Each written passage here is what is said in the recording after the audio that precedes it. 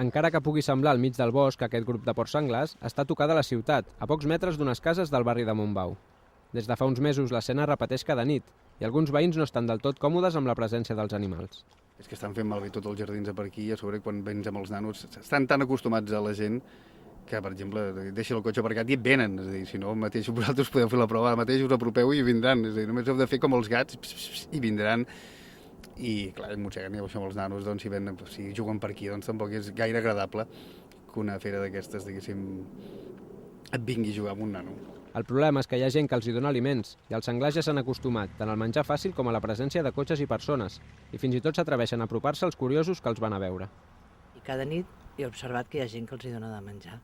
Hi ha el problema de la gent que els hi dona de menjar doncs perquè els hi fa gràcia o perquè pensen que pobres animals, si no, no mengen, aquests animals no es poden tornar al seu... O sigui, no s'acostumen a viure en el seu àmbit. Tenen el menjar fàcil i segueixen baixant. La seva memòria és baixar aquí, que és on te troben el menjar. De porcs senglars a Collserola n'hi ha hagut sempre. De fet, la colònia d'aquests animals ronda actualment els 500 exemplars. Ara, però, hi ha famílies senceres que han perdut els seus hàbits d'animal salvatge i des del parc de Collserola s'adverteix que ja no poden ser reintroduïts en un altre hàbitat natural. Una vegada vam capturar un a Montbau i el vam posar un collar d'aquests de radiotransmissió, el vam deixar anar al Papiol i al cap de 3 dies estava a Montbau una altra vegada buscant el mateix lloc on li donaven menjar. És per això que es recomana a la població, per un costat no donar-los menjar i per l'altre vigilar amb les deixalles.